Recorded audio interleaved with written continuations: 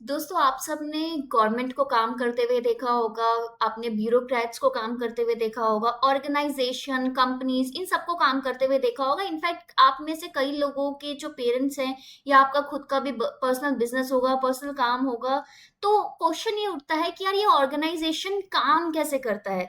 जी, अगर आपको नहीं पता तो मैं बता दूं, discover study with Preeti Bora में ये चल रहा है पब्लिक एडमिनिस्ट्रेशन का कंप्लीट कोर्स, और अभी तक हम कर चुके हैं पब्लिक एडमिनिस्ट्रेशन क्या होता है और उसका इवोल्यूशन। इसमें हम ये सारी चीजें पढ़ चुके हैं, और अगर आपने अभी तो ये सारे लेक्चर्स मिस कर दिए हैं, जो कि बहुत सारे लोगों ने कर दिए होंगे, ठीक है, तो मैं उनको बता दूं कि कहाँ से इन्हें एक्सेस करना है। एक्सेस करने के लिए आप जाइए YouTube channel discover study with Preeti Bora में। ठीक है, यहाँ पे जाके आप देखोगे ना तो वीडियो सेक्शन में आपको लेक्चर्स ऐसे मिल जाएंगे, और इसके साथ साथ एक बता दूं कि ये देखो ये प्लेलिस्ट है। ठीक है, इसमें कितने लेक्चर्स दिख रहे हैं आपको, वीडियोस कितनी दिख रही है, 102 और 103 वाली वीडियो मैं बना रही हूँ। इसमें देखिए unit wise political theory, western political thought, Indian political thought, comparative politics, जो आप मुझे बार बार बोलते हो कि मुश्किल है करा दो, आईआर, फॉरेन पॉलिसी, ये सारी चीजें मैंने आपको करा रखी है। ठीक है, सो यहाँ से आप एक्सेस कर लीजिए। चैनल को सब्सक्राइब जरूर कीजिए, नोटिफिकेशन ऑन जरूर कीजिए, लाइक कर दीजिएगा लेक्चर, और हाँ, अगर कुछ भी डाउट है तो कमेंट सेक्शन में पूछिएगा। तो चलिए स्टार्ट करते हैं अपना आज का lecture, that is classical organisation theory. देखिए, आप देख रहे होंगे, मैं मेरे सामने एक स्क्रीन है जिसमें मैंने लिख रखा है organisation versus administration versus management. मुझे ये लिखने की जरूरत क्यों पड़ी? क्योंकि आप लोग थोड़े निकम्मे हो, थोड़े लेजी हो। क्यों?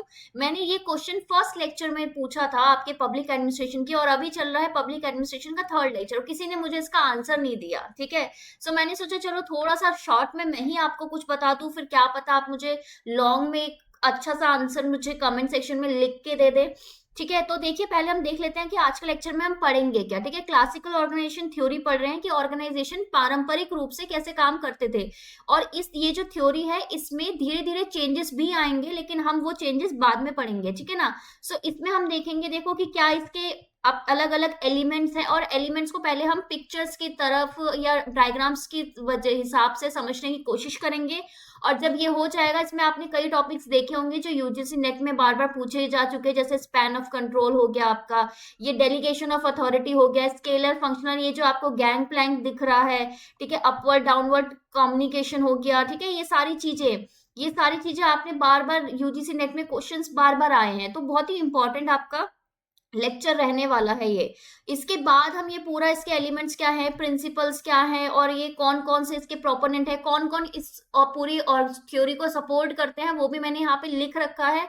क्योंकि इस तरीके के भी क्वेश्चन आजकल पूछे जा चुके हैं। ऐसे बोलते हैं कि चलो ये जो पर्सनल चीजें, ये जो पर्सनल थ्योरी है पर्टिकुलरली, इसको कौन सपोर्ट करता है, और तीन चार आपके थ्योरिस्ट के नाम दे देते हैं, और फिर पूछते हैं कि अच्छा इनमें से कौन सा पेयर है। ठीक है, मल्टीपल टाइप क्वेश्चन में।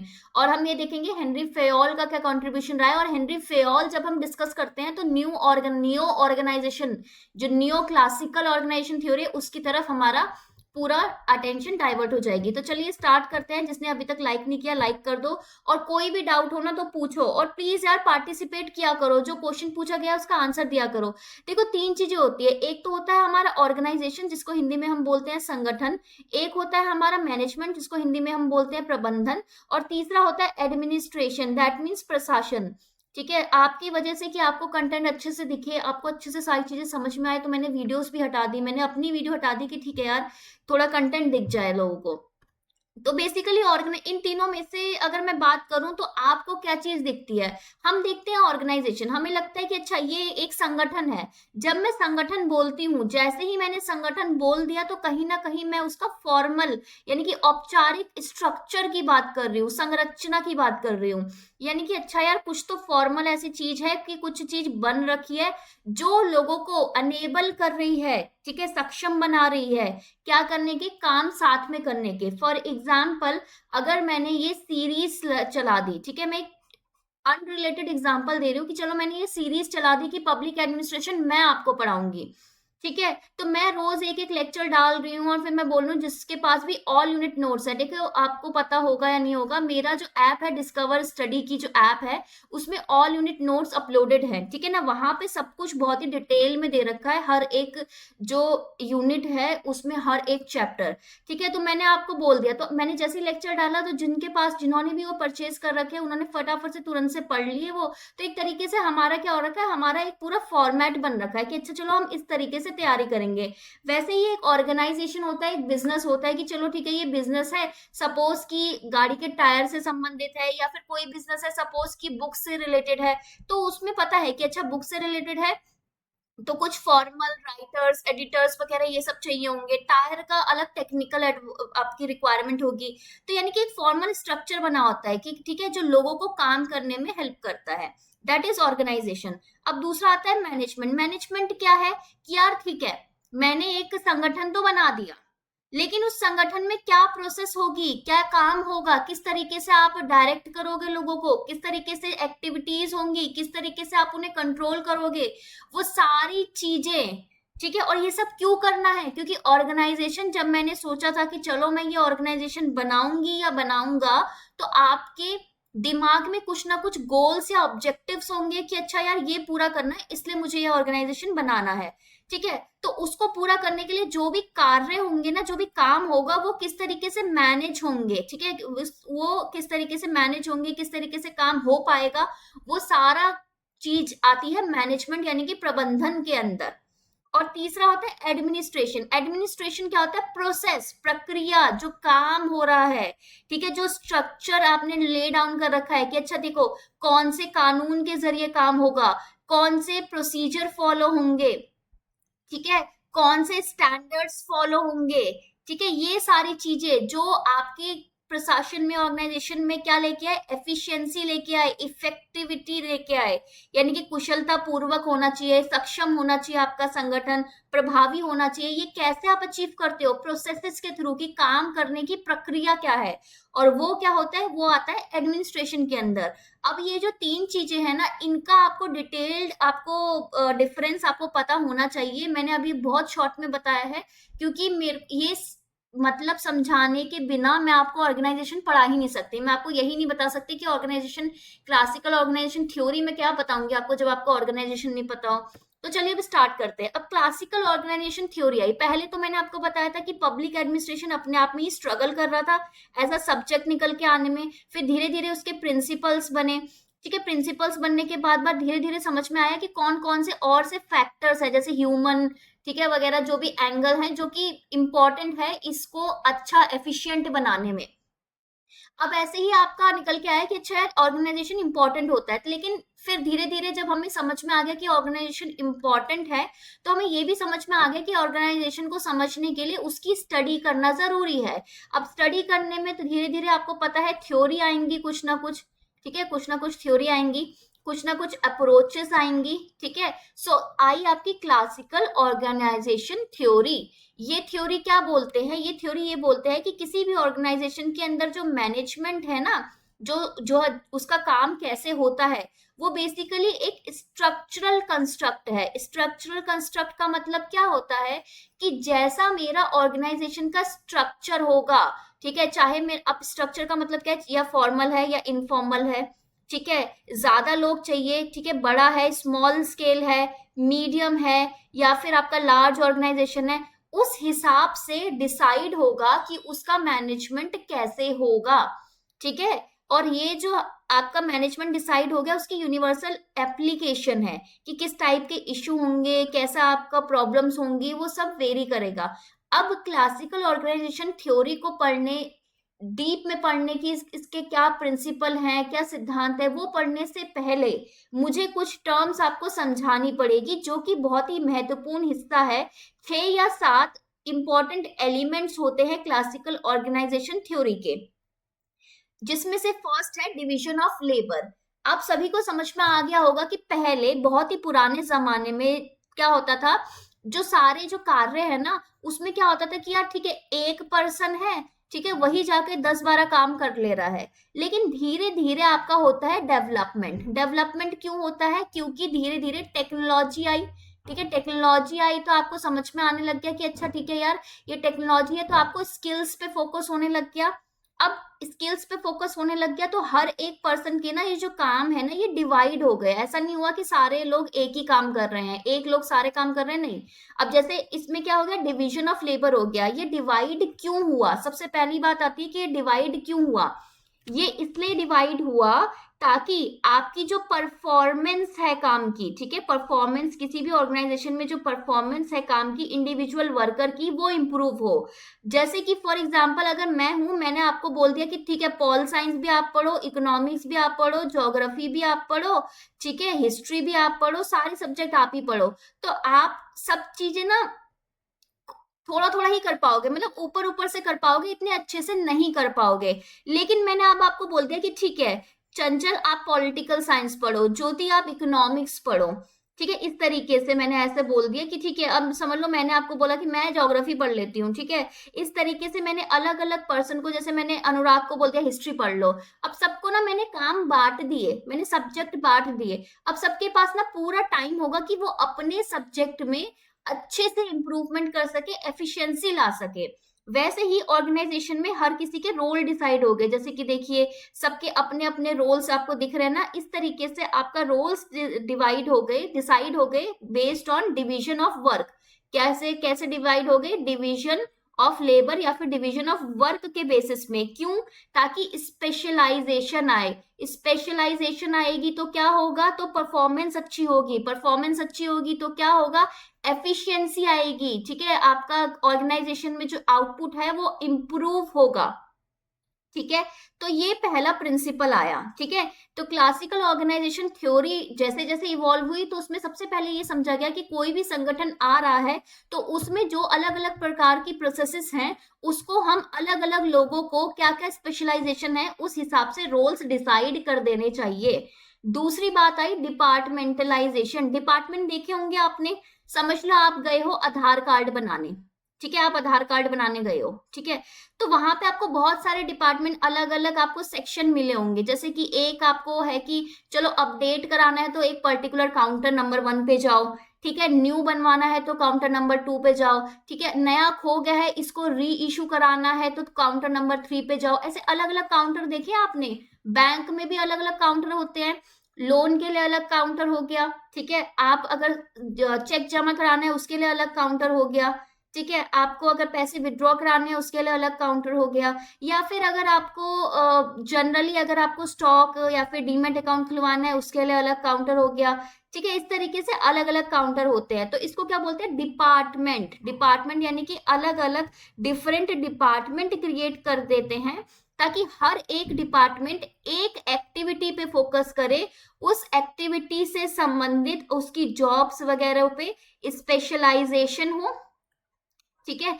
स्पेशलाइजेशन होगी तो क्या होगी, अगेन परफॉर्मेंस इंप्रूव होगी। जैसे कि इस पिक्चर में मैंने अलग अलग रोल्स बना रखे हैं। जैसे कि सपोज एक कंपनी है, उधर आईटी उसकी टीम होती है, एचआर की टीम होती है, कुछ लोग जो ट्रेनिंग देते हैं उनकी टीम होती है, कुछ लोग जो डिसीजन मेकिंग करते हैं उनकी टीम होती है, बाकी ये बॉस है, बाकी ये जनरल एम्प्लॉयज हैं। परफॉर्मेंस इंप्रूव होगी तो क्या होगा, तो आपका एक इंपॉर्टेंट चीज एडमिनिस्ट्रेटिव कंट्रोल भी अच्छा रहेगा। अगर मेरे को पता है कि यार ये फलाना फलाना डिपार्टमेंट में ये काम था और उसकी ये गड़बड़ थी, तो आप उसको बेटर डायरेक्ट और कंट्रोल कर पाओगे, समझ रहे हो ना, ठीक है। उसके बाद आपके जो एक्सपेंडिचर है, ठीक है, आप जितना भी खर्चा आता है उसको बेटर आप डिवाइड कर पाओगे, आप हिसाब अच्छा लगा पाओगे, आप इंप्रूवमेंट अच्छी कर पाओगे कि अच्छा ठीक है यार। यार एक बात और बता दूं, मेरी राइटिंग में अगर जरा सी भी ऊंच नीच है ना तो प्लीज मुझे माफ कर देना, मेरी राइटिंग अब इम्प्रूव होने के स्कोप से बाहर है ठीक है। और जिसने भी अभी तक लाइक नहीं किया, लाइक जरूर कर दो, और जिसको भी जो भी डाउट आ रहा है ना साथ के साथ कमेंट सेक्शन में लिखो। और हिंदी हिंदी वाले घबराओ मत, आगे पूरा मैं अच्छे से समझाऊंगी, ये सिर्फ मैं इमेज से समझा रही हूँ। तीसरा एक क्लासिकल उसमें बोला गया कि ठीक है यार, तीसरा एक इंपॉर्टेंट चीज है कोऑर्डिनेशन की, ठीक है। मैंने अलग अलग डिपार्टमेंट बना दिए, ठीक है, मैंने डिपार्टमेंट बना दिए बहुत सारे, ठीक है, मेरे को बहुत सारे डिपार्टमेंट आ गए, मैंने अलग अलग लोगों को वर्क में डिवाइड कर दिया, ठीक है, ये डिवाइड कर दिया मैंने। ये गड़बड़ मुझसे कभी ना कभी हो ही जाती है, ठीक है, मैंने डिवाइड कर दिया ये सब। अब इनके बीच में तालमेल में कैसे बिठाऊं भाई, तालमेल कैसे बिठाऊं? जैसे आपने देखा है डांस में इस तरीके से तालमेल बिठाते हैं, या कोई पजल हो रही है तो इस तरीके से। अगर मैं ये वाला जो इसका एंगल है, इसको अगर मैं टेढ़ा करूं तो क्या ये जुड़ पाएगा? नहीं जुड़ पाएगा। ठीक है, अगर मेरा सेम गोल है, किसी भी ऑर्गेनाइजेशन का अगर सेम गोल है, तो ये सब लोगों को मिल के काम करना पड़ेगा ना उस गोल की तरफ, तभी तो मेरा गोल पूरा हो जाएगा। इसका मतलब क्या है कि एक बहुत इंपॉर्टेंट चीज है कि अगर मैंने सब कुछ डिवाइड कर दिया है, चाहे वो काम हो, चाहे वो डिपार्टमेंट हो, चाहे वो जॉब हो, ठीक है, चाहे वो जॉब हो, चाहे वो टास्क हो, लेकिन एक आपका, ये सब मैंने क्यों किया? ताकि एफिशिएंसी हो, आउटपुट अच्छा आए, परफॉर्मेंस अच्छी हो। लेकिन जब तक इनमें कोऑर्डिनेशन अच्छा नहीं होगा तो क्या हो सकता है? तो फायदे की जगह नुकसान हो सकता है, आउटपुट गिर सकता है। इसलिए कोऑर्डिनेशन मोस्ट इंपॉर्टेंट है। इतनी चीज समझ में आई कि अरेंज कैसे करोगे फंक्शंस को, तुमने किस तरीके से जो फंक्शंस आपने दिए हैं, फंक्शंस को कोऑर्डिनेट कैसे करोगे। जैसे कि फॉर एग्जांपल, जब तक मेरा टेक्निकल काम नहीं होगा तब तक मेरा सर्विसेज नहीं स्टार्ट होगी, जब तक सर्विसेज स्टार्ट नहीं होगी तो एचआर वाले प्रमोशन नहीं कर पाएंगे। यानी कि इनमें तालमेल बिठाना पड़ेगा। ये जो चीजें हैं, ये जो एक्टिविटीज है, इनको अरेंज करना पड़ेगा इस तरीके से कि कोऑर्डिनेशन हो पाए। समझ रहे हो? नेक्स्ट आती है स्केलर। अब मेरा कोऑर्डिनेशन भी हो गया। कोऑर्डिनेशन करने के लिए मेरे को क्या चाहिए? मैं कैसे कोऑर्डिनेट करूं? तो कोऑर्डिनेशन करने के लिए मेरे को चाहिए कम्युनिकेशन, मेरे को संचार चाहिए। ठीक है, जब तक मैं बात नहीं कर पाऊंगी तो मैं कोऑर्डिनेशन कैसे कर पाऊंगी?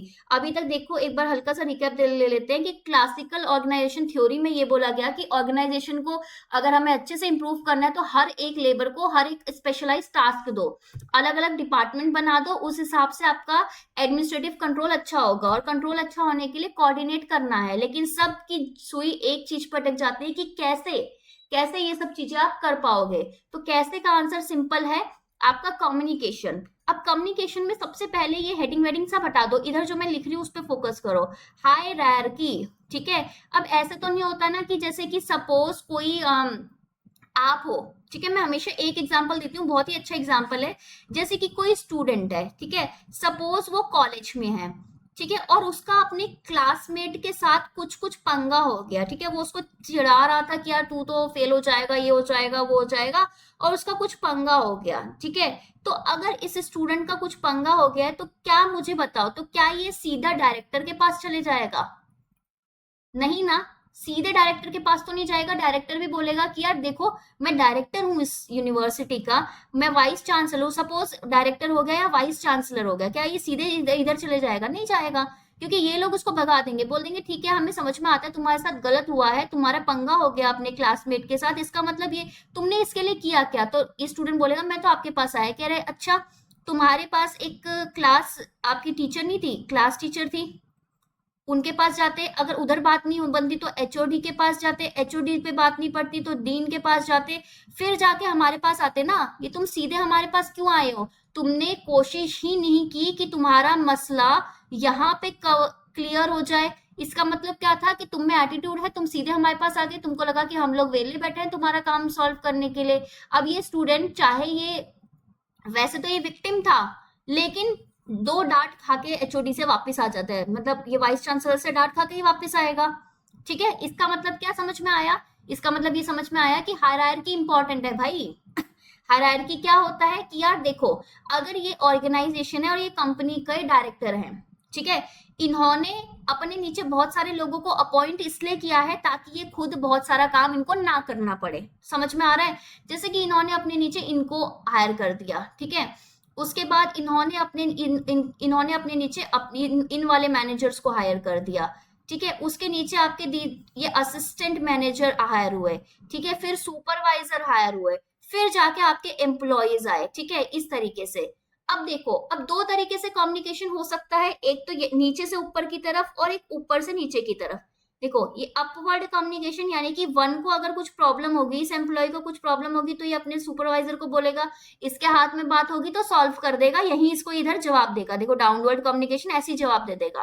अच्छा, इसको नहीं समझ में आ रहा, ये क्या करेगा, ये अपने असिस्टेंट मैनेजर को बोलेगा, इनको समझ में आएगा कि चलो ठीक है, यहाँ पे प्रॉब्लम सॉल्व हो गई, तो ये वापस सुपरवाइजर को बोलेगा और फिर ये अपने नीचे वाले एम्प्लॉय को बोलेगा, इनको भी समझ में नहीं आ रहा तो ऊपर मैनेजर के पास जाएंगे या ऐसे इस तरीके से, यानी कि एक हायरार्की, एक चेन फॉलो होगी, ठीक है, हमेशा कम्युनिकेशन में एक चेन फॉलो होगी। बिना चेन के अगर तुम ऐसे ही कम्युनिकेशन करोगे तो वो स्टूडेंट को जैसे डांट पड़ी थी ना वैसे ही तुम्हें डांट पड़ेगी। अब होता क्या है ना चेन में, चेन के ना कुछ नेगेटिव चीजें भी हैं। क्या है, या टाइम बहुत ज्यादा लगता है, टाइम बहुत ज्यादा लगता है। अच्छा ये जो चेन है इसका मतलब क्या है, ये एक फॉर्मल ऑर्गेनाइजेशन है, ठीक है, फॉर्मल है, औपचारिक है, ये हिंदी में बता देती हूँ, औपचारिक है। अब फयोल क्या बोलते हैं, हेनरी फयोल बोलते हैं कि यार एक ही तो ऑर्गेनाइजेशन में हो तुम लोग, ठीक है, एक ही ऑर्गेनाइजेशन में हो, इतना समझ में आता है, ठीक है, एक ही ऑर्गेनाइजेशन में हो ना, ऑर्गेनाइजेशन तुम्हारा सेम है, सेम ऑर्गेनाइजेशन है। अच्छा सेम ऑर्गेनाइजेशन में आपको पता है एम्प्लॉय अपने आप में बात करते हैं, बिल्कुल करते हैं। सपोज एक टीम है आपकी टेक्निकल, दूसरी टीम है आपकी एडवर्टीजमेंट, ठीक है, जो प्रमोशन एडवर्टाइज करती है आपके प्रोडक्ट को। तो यार अगर टेक्निकल रिक्वायरमेंट पता नहीं होगी तो उसका तुम प्रमोशन कैसे करोगे, नहीं कर सकते ना। अब इसके लिए अगर तुम्हें करना होगा तो क्या ऐसे होगा कि पहले ये जो 3 नंबर वाला है 4 को बोलेगा, 5 को बोलेगा, फिर Z को बोलेगा, Z वाला E को बोलेगा, D को बोलेगा, C को बोलेगा, ये कम्युनिकेशन तो बहुत लंबा हो जाएगा, ये बहुत लॉन्ग हो जाएगा।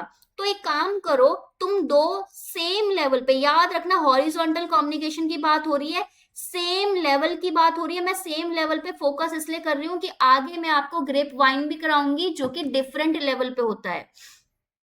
तो इसमें बोला कि चल 3, तू टेक्निकल हेड है, तू टेक्निकल मैनेजर है, एंड C तू एडवर्टीजमेंट वाला मैनेजर है, दोनों मैनेजर लेवल के हो, दोनों में इतनी समझ है, डिसीजन ले सको, दोनों की काबिलियत है, तो तुम लोग आपस में डायरेक्ट बात कर लो ना, तुम लोग डायरेक्ट बात करके प्रॉब्लम सॉल्व कर लो और सीधे बाकियों को कर दो। ये एक छोटा सा ये प्लैंक लगा लो, प्लैंक क्या होता है, एक लकड़ी का फट्टा, गैंग प्लैंक, कि ठीक है गैंग क्यों बोला गया, क्योंकि प्लैंक क्यों बोला गया, क्योंकि एक लकड़ी का फट्टा है कि सीधे सीधे तुम जा सकते हो। गैंग इस तरीके से किया, ठीक है यार आपस में तुम गैंग बना के बात करो, इस तरीके से याद करना। और प्लैंक लकड़ी का फट्टा है, सीधे ही जाएगा, ऊपर नीचे नहीं जाएगा, यानी कि सेम लेवल पे बात हो रही है, ठीक है।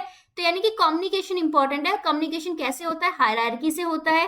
क्या क्या फॉलो होती है, चेन फॉलो होती है। कैसी चेन, स्केलर चेन होती है, क्योंकि एक ही डायरेक्शन में या तो ऊपर नीचे या सीधे ही जा रही है, ठीक है। और अगर तुम्हें डायरेक्ट बात करनी है, कम्युनिकेशन कैसा होता है, अपवर्ड होता है, डाउनवर्ड होता है। और डायरेक्ट बात करनी है तो गैंग प्लैंक किसने बोला था, ये डायरेक्ट बात करने वाला हेनरी फ्योल ने।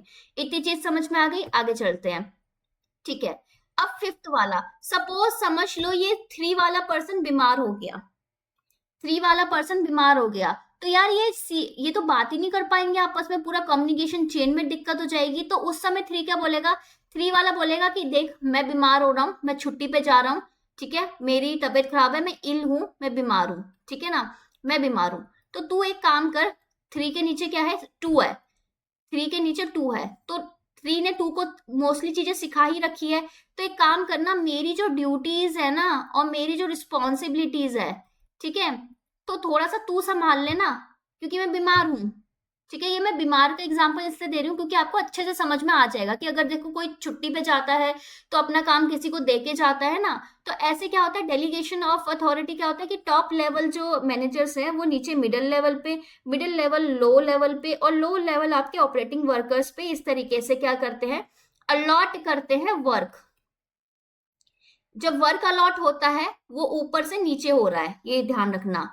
और जब रिस्पॉन्सिबिलिटी की बात होती है, रिस्पॉन्सिबिलिटी का मतलब क्या है, जिम्मेदारी की बात होती है, और जवाबदेही की बात होती है कि भाई अकाउंटेबिलिटी, तो वो नीचे से ऊपर की तरफ होगी, वो नीचे से ऊपर, क्योंकि नीचे वाला ये ऊपर वाला पूछेगा ना, लो लेवल वाला, हाँ भाई ऑपरेटिंग क्या काम किया तूने कि नहीं किया, ये मिडिल वाला पूछेगा कि काम किया तूने नहीं किया, टॉप लेवल वाला भाई मेरा काम किया कि नहीं किया, तो जवाबदेही नीचे वाले को देनी पड़ेगी ना, तो इसलिए ये ध्यान रखना, ठीक है ना। नेक्स्ट, अब नेक्स्ट क्या है क्लासिकल ऑर्गेनाइजेशन में चीजें, वो ये है कि स्ट्रक्चर होना चाहिए, कोई ना कोई स्ट्रक्चर होना चाहिए। स्ट्रक्चर क्या, ऑर्गेनाइजेशन ऐसे ही नहीं चल सकता, उसमें स्ट्रक्चर होना चाहिए, जैसे फॉर्मल डायमेंशन हो गया, मोटिवेशन क्या है, ह्यूमन बिहेवियर क्या है, किस तरीके की लीडरशिप है, ऐसा एक स्ट्रक्चर डिफाइंड होना चाहिए किसी भी ऑर्गेनाइजेशन को अच्छे से चलने के लिए, ठीक है, स्ट्रक्चर को हिंदी में क्या बोलते हैं? संरचना। ठीक है, नेक्स्ट, स्पैन ऑफ कंट्रोल होना चाहिए, यानी कि ठीक है, अभी तक मैंने देखा कि ठीक है, वर्क डिवाइड कर दिया, अलग अलग डिपार्टमेंट बना दिया, आपस में कोऑर्डिनेशन कर दिया, आपस में कम्युनिकेशन कर लिया आपने स्केलर और फंक्शनल प्रोसेस के थ्रू, फिर आपने अगर कुछ अथॉरिटी है वो इधर उधर दे दी, ठीक है, स्ट्रक्चर प्रॉपर डिफाइन कर रखा है। अब स्पैन ऑफ कंट्रोल क्या है कि जब मैं ये अथॉरिटी दे रहा हूं या फिर मैं जब ये कम्युनिकेशन कर रहा हूं, ठीक है, तो हर किसी को पता होता है ना कि यार तुम्हारे नीचे कितने लोग काम करते हैं, कितने लोग काम नहीं करते। ऐसे ही होता है स्पैन ऑफ कंट्रोल। जैसे कि दो तरीके के स्पैन ऑफ कंट्रोल होते हैं, एक तो वाइड और एक नैरो। ठीक है, वाइड और नैरो।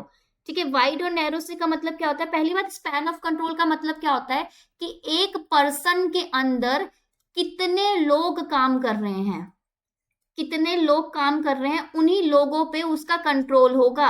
जैसे कि फॉर एग्जांपल एक मैनेजर है, जैसे इधर एग्जांपल दो, देखो वाइड स्पैन ऑफ कंट्रोल को देखते हैं पहले। ये सीईओ है, इसके अंडर 1 2 3 4 मैनेजर हैं। इन 4 मैनेजर के अंडर भी 1 2 3 4 आपके पर्सन है, 1 2 3 4, ये 1 2 3 और ये 1 2 3 4 5। तो मैनेजर नंबर 4 के अंदर कितने का स्पैन ऑफ कंट्रोल कितना है? 5 कि 5 लोगों पे ये बात कर सकता है। 3 वाले के अंदर 3, और 1 और 2 कितने पे कंट्रोल कर सकते हैं? 4 4। और ये सीईओ कितने लोगों को कंट्रोल कर रहा है? ये 4 मैनेजर को। तो ये इनका स्पैन ऑफ कंट्रोल है। स्पैन ऑफ कंट्रोल क्या है? वाइड है। वाइड का मतलब होता है ब्रॉड, ब्रॉड का मतलब होता है चौड़ा। ठीक है, चौड़ा। अब चौड़ा क्यों बोला? क्योंकि एक सीईओ 4 लोगों को हैंडल कर रहा है। वही नैरो, ठीक है, नैरो का मतलब क्या है कि आपका ये जो सीईओ है, ये इसके अंदर 2 मैनेजर है और ये भी पर्सन इसके अंदर 2 2 लोग हैं। ठीक है ना, यानी कि क्या है, कम लोगों को ये मैनेज कर रहे हैं, यानी कि कंट्रोल कर रहे हैं। That is span of control, कि कितना स्पैन, कितना है, दायरा कितना है क्या करने का, कंट्रोल करने का। कि किसको कंट्रोल करना है? पीपल को। ऑब्वियसली पीपल कौन से? जो उनके वर्कर्स हैं, ठीक है, जो इनके एम्प्लॉई हैं। और कंट्रोल कौन करता है? एक इनसे हायर लेवल वाला कंट्रोल करेगा इनको। ठीक है, ये हो गया। नेक्स्ट, ठीक है, अब इतनी पिक्चर के थ्रू ये सब चीजें समझ में आ गई। तो 4 मेजर पिलर्स होते हैं जब भी हम क्लासिकल थ्योरी की बात करते हैं, जैसे कि लेबर पूलिंग, लेबर कैसे आ रहे हैं, स्केलर प्रोसेस कैसे है, अलग अलग फंक्शनल प्रोसेस कैसे है। फंक्शनल प्रोसेस का मतलब क्या है कि किसको हमने क्या क्या फंक्शन दे रखा है, फंक्शन के बेसिस पे मैंने क्या कर रखे हैं, रोल्स को डिफाइंड कर रखा है कि अच्छा आप ये काम करोगे, आप ये काम करोगे, आप ये काम करोगे, अलग अलग। ऑर्गेनाइजेशन का कंट्रोल कैसा है, स्ट्रक्चर कैसा है, और स्पैन कंट्रोल कैसा है, ये सब चीजें आपकी क्लासिकल ऑर्गेनाइजेशन थ्योरी में इंट्रोड्यूस हुई कि एक ऑर्गेनाइजेशन में हमें ये एंगल्स पे फोकस करना चाहिए। ठीक है, अब मेजर प्रिंसिपल्स क्या है, मेजर सिद्धांत क्या है ऑर्गेनाइजेशन के? तो इस स्कूल ऑफ थॉट के हिसाब से जो एडमिनिस्ट्रेशन है, किसी कोई भी प्रशासन है ना, वो सामान्य स्ट्रक्चर होता है, यानी कि हर एक ऑर्गेनाइजेशन में कोई से ना किसी टाइप का आपका प्रशासनिक संरचना होगी ही होगी। All organisation share the same objective, हर किसी का सेम ऑब्जेक्टिव होता है, हर किसी का सेम उद्देश्य होता है कि यार अपना ना प्रॉफिट बढ़ाना है, इकोनॉमी बढ़ानी है और एफिशिएंसी बढ़ानी है, यानी कि दक्षता बढ़ानी है। फिर उसके बाद क्या है, ये जो ऑर्गेनाइजेशन के जो एडवोकेट्स है उनका इंटरेस्ट क्या है कि फाउंडेशन क्या है, कि यार ये ऑर्गेनाइजेशन थ्योरी को कैसे, ऑर्गेनाइजेशन को बेहतर कैसे बनाया जा सकता है। उसके लिए वो क्या सोचते हैं, वो बोलते हैं कि डिवीजन ऑफ लेबर इंपॉर्टेंट है, यानी कि एक ऑर्गेनाइजेशन के अंदर अलग अलग काम, अगर मेरा काम अलग है तो वो मेरा जो अलग लोग करने चाहिए, अलग लोग उस काम को करने चाहिए, यानी कि एक पर्सन 10 काम नहीं करेगा। ठीक है, जो हमने स्टार्टिंग में पढ़ा था। ये जो मेथड है वो बेसिकली इसको पता नहीं है कि भाई अगर मैं सेंटरिंग करूंगा, अगर मैं बहुत ज्यादा एक ही काम को सारा, मतलब सारा कंट्रोल अगर मैं एक ही पर्सन पे दे दूंगा तो कहीं ना कहीं उस पे जॉब, उसके क्या होगा, उस पे ज्यादा बर्डन आएगा और उससे एफिशिएंसी को दिक्कत होगी। इसलिए वो क्या करते हैं, काम को बांटते हैं और बांटने के बाद अलग अलग डिपार्टमेंट बना देते हैं और उसके बाद उन डिपार्टमेंट में कोऑर्डिनेशन लेके आते हैं। ठीक है, ये क्या सपोर्ट करते हैं, ये सपोर्ट करते हैं अथॉरिटी को, कि एडमिनिस्ट्रेटिव प्रशासनिक मैटर्स में, जो प्रशासनिक जितने भी मामले हैं उसमें अथॉरिटी यानी कि अधिकारिकता का क्या रोल है। तभी तो ये क्या फॉलो करते हैं, हायरार्की फॉलो करते हैं, स्केलर चेन फॉलो करते हैं। ये समझ में आ गया ना, मैंने अभी समझाया है कम्युनिकेशन कैसे होना है। अब ये क्या करते हैं, जो भी इस पूरा ऑर्गेनाइजेशन थ्योरी को मानते हैं, वो बोलते हैं कि यार ऑर्गेनाइजेशन ना सेंट्रलाइज्ड होना चाहिए, केंद्रित होना चाहिए। कैसे? हमने हायरार्की में देखा था कि अल्टीमेटली कंट्रोल ना वन पर्सन के पास होता है, चाहे वो डायरेक्टर हो, चाहे वो सीईओ, वो ही कमांड और कंट्रोल करता है। ऐसा नहीं है कि अलग अलग पॉइंट्स या हब बन रखे हैं, ऐसा नहीं है। ठीक है, ये क्या करता है, ये सेंट्रलाइजेशन ऑफ पावर को सपोर्ट करता है कि पावर क्या होनी चाहिए, केंद्रित होनी चाहिए किसी एक के हाथ में। जो मैनेजमेंट का जो पर्सपेक्टिव है ना, वो बहुत ही इंपॉर्टेंट है। ठीक है, इस वाले उसमें। और मैनेजमेंट कैसे होती है ये तो मैंने आपको बता ही दी। इस तरीके से इसकी मैनेजमेंट होती है, एक डेलीगेशन ऑफ अथॉरिटी, और इस तरीके से पूरा कम्युनिकेशन होगा, कोऑर्डिनेशन होगा। ये सारी चीजें हमने इसमें देख ली है। ठीक है, नेक्स्ट अगर मैं बात करूं इस थ्योरी को कौन कौन सपोर्ट करता है, ये बहुत ही इंपॉर्टेंट है। इस तरीके के क्वेश्चन बहुत आ रहे हैं। जैसे हेनरी फयोल सपोर्ट करते हैं। हेनरी फयोल ने फिर नियो क्लासिकल थ्योरी की तरफ भी थोड़ा रुख बदला था। लूथर गलिक हो गए, लिंडर उर्विक हो गए, JD Mooney, AC Reiley, Mary Parker Follett, R Sheldon. ठीक है, ये मेन प्रोपोनेंट है ऑफ इस हाइपोथेसिस के, और इसको प्लीज आप लर्न कर लेना। और मैं बोलती हूँ जो भी चीजें आपको लर्न करनी है ना, वो कमेंट में ना राइट लिखा करो, चाहे डिफरेंस है चाहे बुक है, ताकि आपको याद हो चीजें। अब हेनरी फयोल की मैं 3-4 चीजें बात कर रही हूँ। हेनरी फयोल को हम अलग से भी पढ़ेंगे, इसलिए मैं ज्यादा डिटेल में नहीं जाऊंगी। बट मैं पहले ना थोड़ा ना क्रिटिसिज्म के पॉइंट बता देती हूँ आपको। ठीक है, क्रिटिसिज्म कि यार ये क्लासिकल ऑर्गेनाइजेशन जो थ्योरी है, इसको क्यों क्रिटिसाइज किया गया। इसको क्रिटिसाइज का मतलब होता है इसकी आलोचना भी हुई होगी, क्योंकि कोई भी चीज आएगी उसकी आलोचना होगी। ठीक है, तो इसमें यार बुरी बात क्या है, एक तो सबको पता है इसमें क्या है, एक बुरी बात कि भाई ओवर सेंटर है। ठीक है, ओवर सेंट्रलाइजेशन है। ठीक है, दूसरा हमेशा क्या फोकस करते हैं कि यार स्टैटिक हो गया, यानी कि कुछ चेंज नहीं लेके आ रहे। जैसे चेंज इतना ज्यादा नहीं है, डायनामिक नहीं है कि हाँ ये चेंज होगा वो चेंज होगा। प्रोसेसेस आपकी फिक्स्ड हो रखी है। ठीक है ना, फिक्स्ड हो रखी है। क्लोज्ड स्ट्रक्चर है। स्ट्रक्चर कैसा है, क्लोज है। ऐसा नहीं है कि बाहर इन्वायरमेंट में से कुछ इनपुट आ रहे हैं, फीडबैक जा रहा है, ऐसा चीज नहीं है। ठीक है, ये ध्यान रखना। ठीक है, और इसमें ना ये ओवर सिंप्लीफाइड, ओवर आपको करना पड़ेगा कि ओवर ना डिपेंडेंट है प्रिंसिपल्स पे, यानी कि इस पे ना मतलब जो सिद्धांत है ना उस पे फोकस ज्यादा हो रखा है कि हाँ ठीक है भाई यही 7-8 रूल्स है, इसी पे ही चलेगा। ऐसा नहीं होता। आजकल ना अलग अलग टाइप के ऑर्गेनाइजेशन अलग अलग तरीके से वर्क करते हैं। पहले तो ऑनलाइन ऑफलाइन सारी चीजें होती थी, अब इतनी सारी चीजें ऑनलाइन होती है। ठीक है ना। अब नेक्स्ट अगर मैं बात करूंगी हेनरी फयोल की, तो हेनरी फयोल ने बेसिकली आपका ये कुछ बुक्स है, पहले तो इन बुक्स को याद करो। और बुक्स को याद कैसे करना है, अभी ये वीडियो पॉज करके कमेंट में लिखना। जनरल प्रिंसिपल ऑफ एडमिनिस्ट्रेशन 1908 में आई थी, जनरल एंड इंडस्ट्रियल मैनेजमेंट 1916, और administrative theory of the state 1923, ये ध्यान रखना, ये आई थी। ठीक है ना। तो बेसिकली इसके बाद आती है न्यो क्लासिकल अप्रोच। ठीक है, ये अभी सिलेबस में इतना नहीं है, बट मैं फिर भी आपको थोड़ा बहुत बता रही हूँ ताकि आपको कभी भी घुमा फिरा के आ गया तो आप कर पाओगे। सो बेसिकली आपका ये बोला गया कि जब मैं ऑर्गेनाइजेशन की बात करती हूँ ना, तो सिर्फ वो ऐसा नहीं है कि ऑर्गेनाइजेशन के अंदर की बात नहीं होती। ऑर्गेनाइजेशन पे बहुत ज्यादा प्रभाव बहुत सारी चीजों का पड़ता है। जैसे कि पहला हो गया कि सोसाइटी कैसी है, ठीक है, सोशल कंडीशन कैसी है, इकोनॉमिक कंडीशन कैसी है लोगों की जो इस ऑर्गेनाइजेशन के आसपास है या आपकी कंट्री है। ठीक है, टेक्नोलॉजिकल डेवलपमेंट कैसा है कंट्री का, या आपके पास क्या टेक्नोलॉजी है, उसका बहुत ज्यादा प्रभाव पड़ेगा। ठीक है, ये पहला न्यू क्लासिकल वालों ने बोला कि यार ये ऑर्गेनाइजेशन सिर्फ ऐसा नहीं है, अगर आपके पास ऑनलाइन टेक्नोलॉजी नहीं होती तो आप ऑनलाइन ऑर्गेनाइजेशन कैसा खोल लेते। ठीक है, नेक्स्ट क्या है कि भाई जो ग्रुप का बिहेवियर है उसका मोस्ट इंपॉर्टेंट इम्पैक्ट पड़ता है आपके ऑर्गेनाइजेशन का। ठीक है, जैसे कि फॉर एग्जाम्पल अगर ऑनलाइन, अगर हम सारे जो इंडिया है, इंडिया में अगर यूजीसी नेट के थ्रू एग्जाम ही नहीं होते तो ये सारे जो लोग यूजीसी नेट के लिए पढ़ा रहे हैं या नीट के लिए पढ़ा रहे हैं वो होते ही नहीं। ठीक है, यानी कि हमारी शिक्षा प्रणाली कैसी है उसके बेसिस पे हमारे एजुकेशन जितने भी आपके एडटेक खुले हुए हैं वो उस पर डिपेंड करते हैं। इसी हिसाब से जो आपका सोसाइटी है, जैसी आपकी टेक्नोलॉजी है, इकोनॉमी है, वो बहुत मैटर करेगा।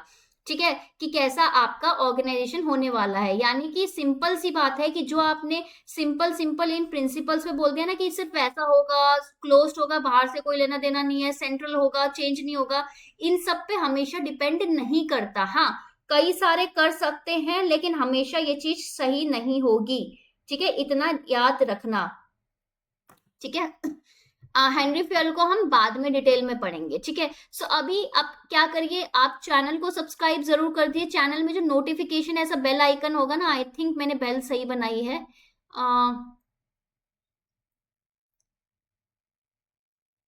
ठीक है।